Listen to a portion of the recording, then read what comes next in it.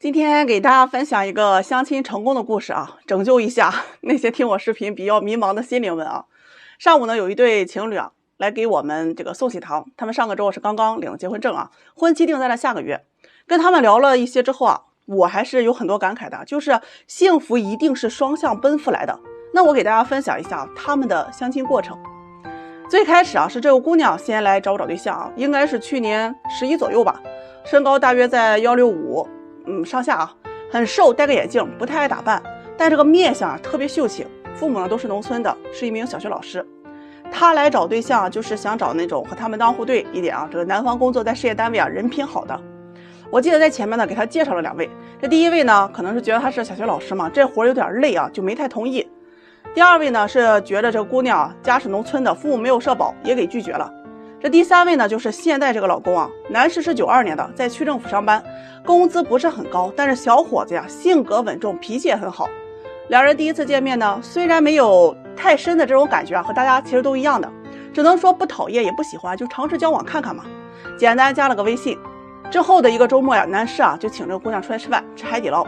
这姑娘呢答应了，但是啊却说啊自己想吃那种自助的旋转小火锅，就是围个大圈啊，上面什么菜都有。男士听了就觉得有点不太上档次啊，然后姑娘却说呀，这有啥呀，能吃饱就行，咱俩就聊聊天认识一下嘛。于是呀，这第一次吃饭呢，两人一共花了有70多块钱。事后这个姑娘就说起这个事儿嘛，就是今天说的啊。当时呢就觉得和男士啊第一次见面，那还没个结果就去吃人家好几百啊，这确实不好意思。饭后呢，男士啊就送姑娘回家，这个路上就说起小时候啊最开心的事情啊，就是赶集的时候啊买上很多根的这个大麻花。自己特别爱吃麻花啊，因为现在工作忙啊，好久都没有去买了。在这次见面之后啊，两人的印象就慢慢啊好了起来。后面这半个月呢，因为疫情管控啊，两人都没能见到面，一直到解封呢，两人才算见了第2次面。这次啊，男士啊说什么邀请这个姑娘去个体面点的饭店，两人就定了去吃西餐。那天呢，这个男士先到，这姑娘是后到的。人姑娘刚坐下呢，就从旁边的手提袋里拿出了6根麻花，跟男士说呀，我在路上看到有卖的，我记得你特别爱吃，我就给你带了一些。就那一瞬间啊，男士就觉得呀，这一辈子一定要跟这个姑娘在一起。吃饭的过程当中啊，两人是从过去聊到未来，从生活聊到工作，感情也发生了一些这个细微的变化，就是越来越喜欢和对方在一起。之后的每个周末呀，他们都会约会见面一次，这个逛公园、吃饭、看电影啊。那这周呢是男士请客，下周啊就女士回请。在认识1个半月之后啊，有次送姑娘回家。这男士就问他呀，我能当你男朋友吗？以后啊我会好好照顾你的。姑娘听完呢很害羞的说呀，好呀。没有任何的表白仪式啊，也没有那么多浪漫的话语，两人呢就确认了关系。从那以后呢，两人生活上呀是互相帮助啊，精神上也是互相鼓励。夏天呢，男士啊带着姑娘回了趟老家，男士老家是在农村的。姑娘呢是精心给男方父母啊买了衣服，还带了好多东西。到了家里呢，并没有嫌弃家里条件差，反而很积极的和男方父母说话，拿出给他们买的衣服呀，帮他们试穿。这男士父母啊是看在眼里啊，喜在心里。随后啊，男士也是大包小包去了姑娘家里啊，姑娘的父母呢也是特别满意，觉得男士啊这小伙啊是做事稳重，人品不错。随后两家就这么定下了亲，彩礼呢是38800，女方陪嫁2万，再加上冰箱、洗衣机、空调等等啊，谁也没算计谁。今天上午两人过来的时候啊，女方说自己怀孕3个多月了。这个男士也笑笑说呀，就有点腼腆不好意思啊，说我们也要当父母了。那些话呀，没有任何很华丽的词修饰，但是让人听起来它就是很温馨。两人走的时候啊，男士给这个姑娘把外套穿好，说别冻着。这姑娘呢给男士啊整理了一下衣服啊，说这衣服脏了，回家呀我给你洗洗。送他们离开之后啊，你就会特别深的感慨啊，幸福的婚姻谁说没有？或许没有一见钟情、怦然心动，但却有着往后余生细水流年。给大家说一个过程哈，很尴尬，结果又很幸福的相亲经历。今天的周末啊，大家都放假嘛，我就安排了几对相亲伙伴见面。这其中就有一位姑娘呀，95年的啊，在国企工作，这个个子不算高，长相甜美可爱。跟她相亲这个男士呢是94年的，在央企上班。这两人呢就约在了今天中午啊要见面相亲的。原本呢男士的意思呀是去接这个姑娘啊，但人家女士呢可能不想男士麻烦啊，就说自己去打车过去。中午呢，男士是早早就到了约定的餐厅，女士那边呀是原本啊准备打车的，但是一看吃饭的地方离自己家那么近，打车又特别浪费钱，起步呀就要小10块了。这个等公交呢又慢，于是呢，他就骑着他妈妈的电动车呀去餐厅。这个电动车就是那款特别老的那一种，用了10多年了，你就能想象到这个新旧程度了。电动车骑起来就发出那种嘎吱嘎吱的声音，走路走边上都能听得到，而且那个车闸还不太好使啊。这到了餐厅这个姑娘呀就找了个偏僻的地方停车，怕被男士看见嘛，毕竟人家姑娘这个面子薄。这进去餐厅就给男士打电话，看到男士在角落里等他了，就这样两人呢就顺利的见面了。吃饭过程呢也算是比较顺利原本的男士想点4、5个菜，但是这姑娘呢就觉得有些浪费就要了2个菜1个汤，一人呢1碗面条就吃了起来。这个男士就通过这一点就对这个女士的印象特别好。2个人呢从工作聊到生活，聊到这个家常姑娘呢也是越聊越开心。男士这边也特别绅士给女士又倒水又夹菜，也是嘘寒问暖。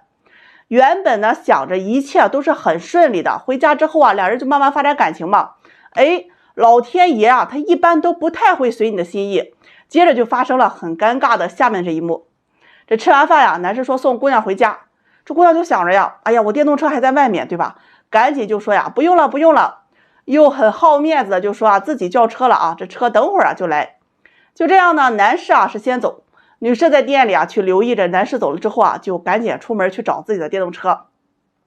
饭店门口是有那种停车的这个门禁杆的有车的大家可能都知道，就是车出去都是要扫码交费的，在门禁杆旁边有一个这个行人可以走的通道。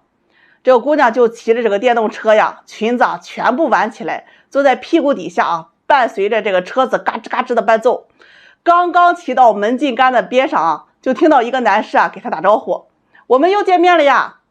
姑娘回头就看见相亲男士在车里正在扫码付停车费。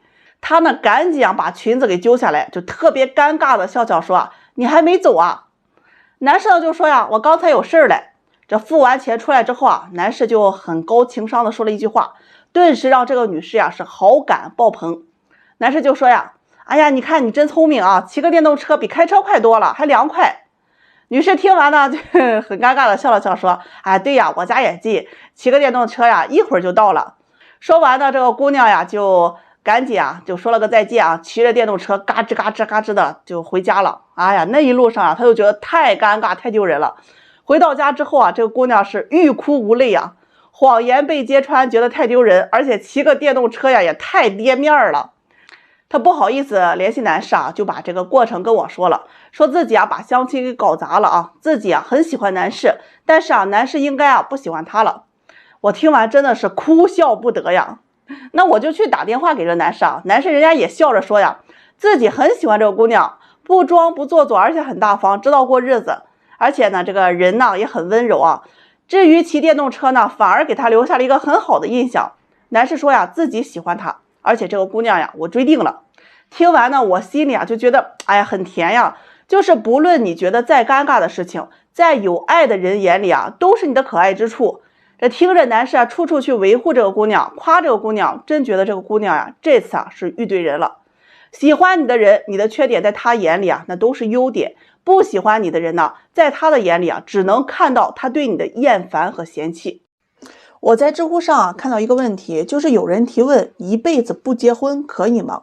在下面好多的回答当中有一位这个53岁的大姨回答让我印象特别深刻，我读给大家听一下。如果你还未婚呢，请你一定要听完。我53岁了，可能是回答这个问题当中年龄最大的。我的工作呢是公司主管，工资呢不高呢也不低。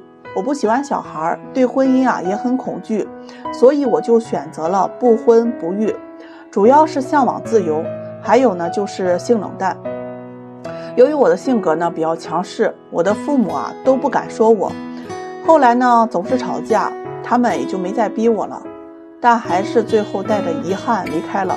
有生之年呢没能看到女儿出嫁，自己呢抱不到外孙，一定会很难过吧。自从他们走后，我迷茫了，空虚了，陷入了深深的思考，到底我这么多年的坚持是对还是错？我为什么不去尝试找个好男人，生一个孩子，起码能给这个家庭带来欢乐和活力？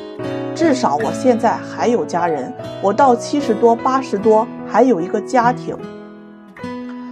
我不婚的结果呢，就是我现在没有家人了，这种深深的孤独感，不知道你们懂吗？年轻时我很独立，自己跟老乡来城市里闯荡，对家人呢也没有什么依赖，孤独也只是一时的，因为那时候老家还有父母亲，每年呢都期待着能回家。可现在这种孤独感又接踵而来，迟迟不走，因为没有亲情帮我驱散了，我回不了家了。原来我这么多年不结婚的底气不是我独立，也不是我坚强，而是我有家人在，我父母在，是他们给了我不婚的底气。年轻想要自由，中老年就会付出代价，要么自由，要么孤独。世界上没有那么多的两全其美。我不愁养老，毕竟有存款，以后呢也有社保，有退休，但是我也怕自己有一个万一，钱呢又不敢乱花。那些说一个人想花就花的，真的想得太美好了。到了我这样的年龄无儿无女的，更不敢乱花钱了。曾经生病过，以前老妈还在的时候都会来照顾我，现在她也不在了，只能自己照顾自己。曾经子宫瘤做手术，都不知道要叫谁来，最后没有办法，只能叫我的堂妹来帮忙照顾我，但她很明显不是那么乐意，毕竟我没有养过她，她呢也有自己的生活，自己的家人。当然呢也有叫护工，但是有些事儿不是叫护工就行了。老了之后呢，各种疾病是明显的多了，这种不大的手术我还能自己签名，以后不能签名的时候我真的不知道该怎么办，也怕自己突然就老年痴呆了，就任人摆布了。也希望他们呢能够不要折磨我，给我一个痛快。我去看过养老院，贵的养老院呢，我活不到80岁我就交不起了，还没有算上这个通货膨胀费用上升等等因素。一般的养老院呢就没有那么好了，大部分养老院里都是死气沉沉的，没有活力，他们好像就只剩了一个目的了，就是等死。我看到之后都很害怕，真的不想去那里度过余生。回到家之后家里特别安静，安静到可怕，只有狗叫声，没有人语。以前父母在的时候呢还会说说话，现在静得可怕，家里有狗，这是我唯一的寄托了。再过2年他就10岁了，也要走了，到时候又是一个沉痛打击。真心想对有想法不婚的人说要么有伴侣，要么有孩子，不要什么都没有。你现在有底气是因为你有家人在，还有就是好好的陪伴家人，工作朋友再重要也没有家人重要。我现在觉得陪他们的时间太少了，以前没有条件接到身边，现在有条件了，接到身边没有多长时间他们就走了。那些经常被催婚的，也请你好好的理解父母，不要像我以前一样不懂事儿，跟他们去吵去冷战，好好坐下来去谈，不要伤他们的心。他们也是为你好，他们虽然说不出什么大道理来，或者说出的大道理你们也不听，就像青春年少时的懵懂，不要像青春期一样叛逆伤了父母的心。长大做了父母后你就会后悔年少时的冲动。